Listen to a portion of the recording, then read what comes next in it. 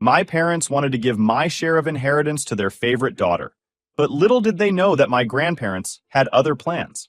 Hey everyone, we put a lot of time and effort into finding these stories to keep bringing you the best content. If you enjoy what we do, it would mean the world if you hit that subscribe button. Your support really makes all the difference and keeps this journey going strong. Thanks so much for being here with me. Now let's start the video. OP starts by saying, Hey guys, I don't really like posting personal stuff here, especially things related to family issues, but I need to get this off my chest and hear what you guys think. Since I was young, I always felt like I was living in my stepsister, Chloe's 25 female shadow. She's younger than me by 3 years, and from the moment she was born, it was clear she was the star of the show. I, Ethan, 28 male, was the quiet, dependable older sibling who never rocked the boat, while Chloe was the golden child who could do no wrong. It wasn't just my imagination. My dad and stepmother made it painfully obvious. My stepmother, Melissa, entered our lives when I was 12, after my mom passed away. At first, I hoped she'd be someone who could bring our family together, but it quickly became clear she had a favorite, and it wasn't me. Melissa had always been more invested in Chloe's life, seeing her as the perfect daughter she ever had. I, on the other hand, was treated like a strange in my own home. While Chloe got lavish birthday parties and expensive gifts, I was lucky to get a pat on the back. When I graduated high school with honors, it was a proud moment for me. My parents, though, barely acknowledged it before launching into plans for Chloe's upcoming dance recital. Every achievement of mine felt like it was eclipsed by her existence. Still, I didn't let the imbalance define me. I threw myself into my studies, determined to carve out a future for myself. I graduated from college with honors, landed a solid job in finance, and even bought my first home at 27. Chloe, on the other hand, took a more leisurely approach to life. She dropped out of college after 2 semesters, claiming it wasn't for her, and took a part-time job at a coffee shop. She still lived at home, rent-free, while I was out navigating adulthood on my own. It wasn't jealousy, not entirely anyway. I had worked hard to be independent and was proud of what I'd accomplished, but the disparity in how we were treated stung. Our parents never expected Chloe to grow up, to take responsibility for herself, or to contribute to the household. And even though I'd built a life far away from their bubble, that favoritism lingered in the back of my mind, like an old wound that never quite healed. Then Grandpa Robert passed away. He was the one person in the family who treated me and Chloe equally. His death was painful for me, but I didn't expect that it would change everything. Upon my grandpa's death, the family gathered for the reading of his will. It was a bittersweet occasion.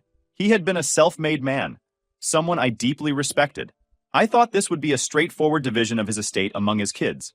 Grandpa wasn't one for games or drama, but what unfolded at that lawyer's office shocked us all. Grandpa had amassed a fortune of $4 million. Yes, you read it right. He had left it equally divided among his 3 children and his 5 grandchildren, approximately $700,000 each, for me, Chloe, and our cousins. As I sat there hearing the lawyer read it aloud, I felt overwhelmed. I had never even dared to dream about having that kind of money. This money could change my life in so many ways. Paying off student loans, starting my dream business, maybe even putting something aside for my future family.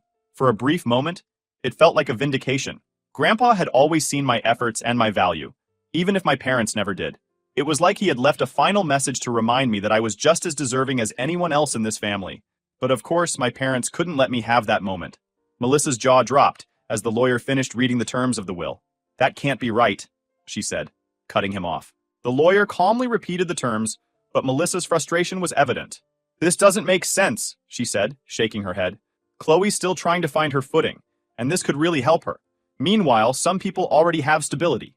Shouldn't the money go where it's needed most? Her voice rose with every word, as if she expected the lawyer to change the will just to appease her. After the reading, Melissa and Dad cornered me in the hallway. Their expressions weren't ones of grief. They looked like they were about to launch a sales pitch. Dad cleared his throat, the way he always did before starting a serious conversation. Ethan, he began, his tone dripping with feigned concern, Chloe needs this money more than you.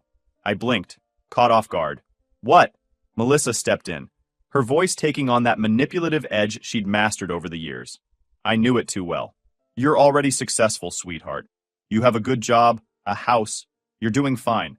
But Chloe, she's still figuring things out. She's struggling. Melissa's desperation wasn't just about money. She'd built her identity around being the matriarch who held everything together, even if it was at my expense.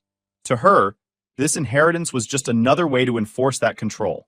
I stared at them, trying to process what I was hearing. So, you're saying I should just give her my inheritance? How could they expect me to give up my future for someone who refused to take charge of her own? Wasn't it time Chloe learned to stand on her own 2 feet? This wasn't about fairness. It was about enabling her to stay exactly where she was. Well, Dad said, smiling like he thought this was perfectly reasonable. Not all of it, of course. Maybe half? Or even just enough to get her on her feet. This wasn't a suggestion. It was a demand wrapped in sugar-coated guilt. I'm sorry, I said, crossing my arms. But no, this is my money. Grandpa left it to me for a reason. Melissa's expression hardened instantly. She'd always had a way of turning a conversation into a guilt trip. So you're just going to let your sister struggle while you hoard all that money? What do you mean, struggle? I shot back. She lives in your basement rent-free and works part-time by choice. If she's struggling, it's because you've enabled her to avoid taking responsibility for her own life. That hit a nerve. Mom's face flushed red, and Dad stepped forward as if he were about to say something. But before he could, I turned and walked away. I wasn't going to let them guilt-trip me into giving away what was rightfully mine. Back at home, I started to strategize. The inheritance was a gift, but it also came with the potential for drama. My parents' behavior at the reading confirmed what I'd always suspected. They saw me as a resource to support Chloe. I wasn't about to let them manipulate me into sacrificing my future. But they didn't let me alone. The next day, I called Aunt Julia, my dad's sister. She'd always been the black sheep of the family, outspoken, independent, and not afraid to call people out on their nonsense. If anyone could give me honest advice, it was her. When I explained what had happened, Julia let out a bitter laugh. I'm not surprised, she said. Your parents have always coddled Chloe, and they probably see this as just another way to protect her from reality. She then told me something that made my blood run cold. Grandpa knew this would happen. That's why he added a clause to his will. If anyone contests the distribution, they forfeit their share. He didn't want his money to tear the family apart. I felt some relief. Grandpa had seen the storm coming and put measures in place to stop it. But even with that clause, I knew my parents wouldn't back down easily. They weren't the type to accept a loss without a fight. A few days later, the inevitable happened. Melissa and Dad called, inviting me over for dinner. I knew it wasn't going to be a casual meal. As I sat at their kitchen table, Melissa launched into another plea, this time peppered with emotional blackmail. We've always done so much for you, she said, her voice trembling. We sacrificed to give you a good life. Now we're just asking you to help your sister. Is that so much to ask? Melissa, I said, keeping my voice steady. I've worked hard for everything I have. This inheritance isn't about you or Chloe. It's about Grandpa's wishes, and I'm not going to dishonor those. That's when Dad lost it. He slammed his hand on the table, shouting, You're being selfish, Ethan. Family comes first. Grandpa would be ashamed of you for putting money above your sister. I stood up, ready to walk out. Grandpa wanted this money to be split equally. If you can't accept that, maybe you're the ones dishonoring him. Their guilt trips and shouting matches didn't work on me.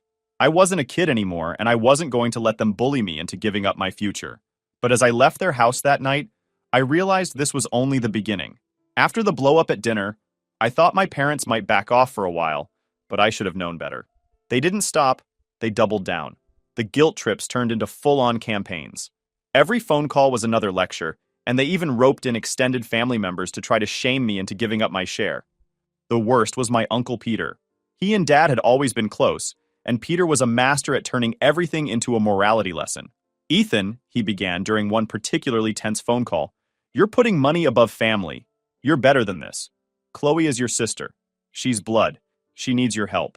I'd heard it all before. Uncle Peter, I replied, trying to keep my frustration in check. Grandpa didn't leave this money for me to hand it over to someone else. He wanted it to be split equally, and that's what's happening. It's not my responsibility to fix Chloe's problems. Well, someone has to. He was tense. If you don't step up, you'll regret it when the family falls apart. The irony wasn't lost on me. Somehow I was being blamed for tearing the family apart, even though I was the only one respecting Grandpa's wishes.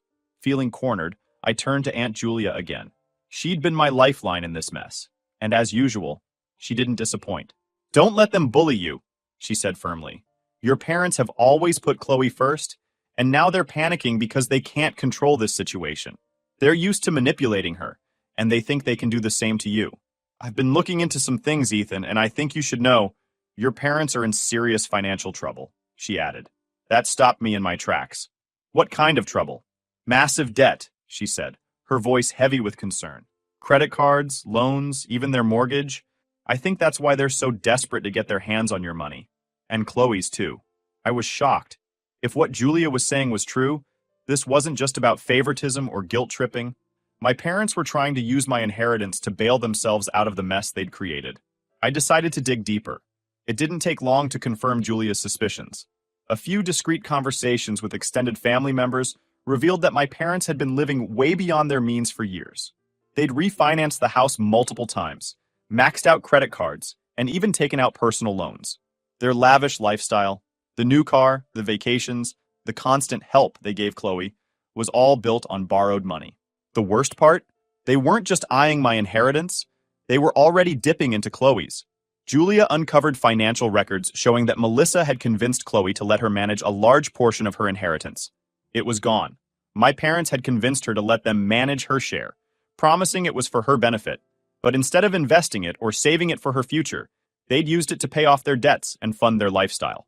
I was furious, but I knew confronting Chloe directly wouldn't be easy. She'd been under their thumb her whole life, and she'd always believed their excuses. Still, I couldn't let this slide. I invited Chloe out for coffee.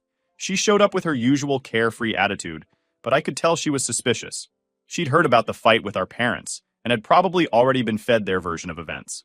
"So," she said, stirring her latte, "what's this about?" I took a deep breath. "Chloe, I need to talk to you about your inheritance." Her eyes narrowed. "What about it?" "I know Mom and Dad have been managing it for you," I said carefully. "But I've seen the records, and a lot of that money is already gone." She frowned, clearly confused. "Gone? What are you talking about?" "They've been using your inheritance to pay off their debts," I explained. "Credit cards, loans, the mortgage. They're in over their heads financially, and they're using your money to bail themselves out." Chloe laughed, but it was a nervous, disbelieving sound. "That's ridiculous. They wouldn't do that." "Chloe," I said gently, "they're not being honest with you. I can show you the records if you want." She stared at me, her expression shifting from doubt to anger. "This is just another way for you to make them look bad, isn't it? You've always been jealous of me." Her words stung, but I stayed calm. "I'm not trying to make them look bad. I'm trying to protect you. They're taking advantage of you, Chloe. You don't have to believe me, but at least look into it." She didn't say anything as she got up and left. I watched her walk away, feeling like I'd failed. But then, a few days later, Chloe called me. I thought she changed her mind after our last talk. However, her tone was sharp, and I could feel the accusation hanging in the air before she even spoke. "How dare you?" she hissed. I blinked. Hello to you too?" "Don't play dumb. Mom told me everything." Chloe had always looked up to Melissa, who used that influence to keep her under control. "You've always been so bitter about how they treat me. But this is low, even for you." I held the phone tighter. "What are you talking about, Chloe?" "Oh, don't act clueless. You tried to make them look like thieves. Do you realize how insane that sounds? My inheritance? Gone? You think I'm stupid enough to believe that?" I sighed, already exhausted. "Chloe, I'm not trying to start drama. I'm just telling you the truth. You can even check the bank statements yourself. If you can get them, that is." She snorted, a cruel edge to her laugh. "Bank statements? Oh, please. You've always been obsessed with this idea that they favor me and hate you. Newsflash, they love me because I'm not a complete pain in the ass like you are." There it was. Classic Chloe. The golden pedestal she lived on wasn't just built by our parents. She'd added a few bricks herself. "I'm not doing this to compete with you, Chloe," I said, trying to keep my voice level. "This isn't about me. It's about you not getting blindsided when all your money is gone." She started shouting, "If it's gone," and even if it was, maybe they had a good reason. I mean, you don't get how hard they've worked for us because you're always too busy feeling sorry for yourself. Not everything's about you. I clenched my jaw. "You know what? Fine. Keep living in your fantasy world. But don't come crying to me when reality smacks you in the face. Because it will, Chloe. It always does." Her laugh this time was pure mockery. "Yeah, right. You've been wrong about everything else. Why would this be different?" She hung up before I could say another word.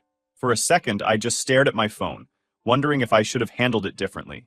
But no matter what I said, Chloe would always default to the same entitled denial. I'd handed her the truth on a silver platter, and she'd thrown it back in my face. Let her keep believing their lies. It was only a matter of time before the house of cards came crashing down. My parents weren't the kind of people to admit defeat, even if caught red-handed. Instead, they shifted their tactics, going from guilt-tripping me to full-on vilifying me within the family. They doubled down on their narrative that I was greedy and selfish. Dad called every extended family member he could think of, spinning a sob story about how I was tearing the family apart over money. Uncle Peter, predictably, ate it up and became their loudest supporter. Every family group chat was suddenly full of passive-aggressive messages about the importance of family and selfishness ruining relationships. I stayed quiet, refusing to engage in their theatrics. It wasn't worth it. But while I was focused on ignoring the noise, my parents were working behind the scenes on something much more underhanded. It started with a letter from a lawyer. I opened it to find a formal notice that my parents were contesting Grandpa's will, despite the forfeiture clause explicitly barring anyone from challenging the distribution. They were claiming that Grandpa hadn't been of sound mind when he wrote it. The implication was clear. They wanted the entire estate to be redistributed, likely in a way that would favor Chloe and themselves. As the days passed and the court proceedings began, the sheer entitlement of Melissa and my father became impossible to ignore. Every court appearance was like a theater production starring Melissa as the wronged matriarch, eager to twist Grandpa's clear intentions into something that suited her vision of fairness. Melissa's entitlement was on full display as she stood outside the courtroom, ranting loudly to anyone who would listen. "This isn't just about money," she fumed. "It's about what's right for our family. Ethan has no idea how much we've done for him, and now he's trying to steal what should have gone to Chloe." She spoke as though the inheritance had been hers to decide, as if Grandpa's wishes didn't matter as much as her own vision of fairness. I couldn't believe it. Contesting the will meant they were risking their own share of the inheritance, not just mine or Chloe's. It was a desperate, reckless move that reeked of their financial struggles. But it wasn't just about the money anymore. It was about control. Melissa had always positioned herself as the one holding the family together, even when it came at a cost to others. She'd built her identity around being the matriarch who kept Chloe on a pedestal and everyone else in line. I called Aunt Julia immediately. "They're contesting the will," I told her, barely able to keep the anger out of my voice. Julia sighed heavily. "Of course they are. They think they can scare you into backing down. Do you think they'll win?" I asked. "Not a chance," she said firmly. "Grandpa was as sharp as ever when he wrote that will, and I'll testify to that if it comes to it." Still, the thought of a drawn-out legal battle was exhausting. I didn't want to spend months, maybe years, tied up in court because my parents couldn't accept reality. As I was preparing to respond to the legal notice, Chloe called me, her tone smug and laced with mockery. I knew this wasn't going to be a pleasant conversation the moment I heard her voice. "Well, well," she said with a sarcastic laugh. "Looks like you're not the only one who gets to have opinions about my inheritance." I frowned. "What are you talking about, Chloe?" "Oh, just that Mom and Dad came over with some papers for me to sign. They said it's all about finalizing the will stuff. You know, to make sure everything goes smoothly for me." She practically purred the last word. I could feel my blood pressure rising. "Chloe, don't be an idiot. They're trying to protect themselves. Did you even read what you're signing?" She let out a mock gasp. "Oh, I'm sorry. I forgot you're the family lawyer now. Don't worry, big brother. I trust them way more than I trust you. And honestly, it's kind of funny how pressed you are about this. Are you scared I'm going to end up with your share?" I didn't respond. I simply hung up. I had no time to her nonsense. My hand was shaking with anger. I was done trying to save someone who refused to see the truth. Chloe could enjoy her moment of superiority. She'd figure it out when it was too late. I decided to confront them alone. This wasn't something I could let slide. If they thought they could twist everything in their favor and take my money under the guise of helping Chloe, they were sorely mistaken. When I showed up at their house, Melissa opened the door with that fake, sugary smile she always used when trying to deflect, as if she and my dad had done nothing. "Ethan, what a surprise," she said, stepping aside. "Come in." I didn't waste any time. "We need to talk about the will and this ridiculous lawsuit." Her smile faltered, but she managed to maintain her usual tone of condescension. "Oh, Ethan, you're making this into such a big deal. We're doing what's best for the family. For Chloe. You should be supporting us in this, not fighting us." Dad came in from the kitchen, already defensive. His face was red, and he slammed his coffee mug down on the counter. "Melissa is right. This is about making sure Chloe has what she needs to get back on her feet. You're being selfish." I scoffed. "Don't insult my intelligence. This isn't about Chloe. It's about you two trying to get your hands on my share of the inheritance. You've already drained her funds, and now you want to keep the gravy train rolling. Let's not pretend this is about helping anyone but yourselves. Especially you, Melissa. You're the one who's making the fuzz. Melissa's expression turned icy. How dare you accuse us of that? She hissed. We're trying to protect this family. Chloe needs support, and we're doing what's necessary to make that happen. You should be ashamed of yourself for thinking otherwise. I said, you mean using her money and mine to bail yourselves out of debt? That's not support, that's theft. And now you're coming after my inheritance to cover for your mistakes. The forfeiture clause in Grandpa's will is clear. If you keep pushing this lawsuit, you'll lose everything. Dad pointed a finger at me, his hand trembling with anger. You don't know what you're talking about. Chloe's been through a lot, and we're doing what we can to help her. If you weren't so greedy, you'd see that. Greedy? I laughed bitterly. You're the ones who've been dipping into money that doesn't belong to you. You're not doing this for Chloe. You're doing it for yourselves. And if you think I'm just going to roll over and let you take my share, you're dead wrong. The room fell into a heavy silence. Melissa's expressions cannot be explained, and Dad looked ready to explode, but I didn't care. I turned and walked out, leaving them to stew in their lies and manipulations. They'd made their choices, brought out the lawsuit thing, and now they'd have to deal with it. I was done playing their game. If they wanted a fight, I was ready to make sure they lost everything. After that, their desperation drove them to push forward with the lawsuit, escalating the battle to levels I hadn't thought possible. They dragged me into endless depositions, forcing me to relive every detail of Grandpa's final months, their financial manipulations, and the countless arguments that had torn our family apart. It was emotionally draining, a constant barrage of accusations and twisted narratives designed to make me look like the villain. Every court appearance felt like stepping into a war zone. My parents' lawyer, a slick, condescending type, relished painting me as the ungrateful, conniving grandson who had somehow coerced Grandpa into writing them out of the will. They claimed Grandpa hadn't been of sound mind, that I'd manipulated him into adding the forfeiture clause, and that the entire estate plan was a ploy to exclude them unfairly. But I wasn't alone in this fight. Aunt Julia, true to her word, stood firmly by my side. She became my fiercest ally, attending every hearing, every deposition, and providing testimony that cut through their lies like a scalpel. She spoke with unwavering conviction about Grandpa's clear intentions, his sharp mind right up until the end, and his disdain for anyone who tried to manipulate or take advantage of the family legacy. He was a man of principles, she told the court during her testimony, and he was very clear about what he wanted. Ethan didn't influence him. He respected Ethan because Ethan had earned it. This lawsuit is a disgrace to his memory. Her words carried weight, but the case dragged on for months. My parents clung to their delusions, throwing every baseless argument they could muster at the court, hoping something would stick. Depositions turned into cross-examinations that felt more like interrogations, as their lawyer tried to pick apart my character and motives. It was exhausting, but I refused to back down. The turning point came when the financial records were submitted as evidence. The documents laid bare the truth, the debts, the misuse of Chloe's inheritance, and their blatant attempts to rewrite history for their own benefit. It was damning, and no amount of spin could undo the damage. The final day in court was surreal. The judge reviewed everything, the will, the testimonies, the financial records, and delivered a ruling that felt like a breath of fresh air. The will is clear, and the evidence supports its validity, the judge said firmly. The claims of undue influence are unfounded, and the forfeiture clause is enforceable. The plaintiff's share of the inheritance is forfeited as stipulated. Just like that, it was over.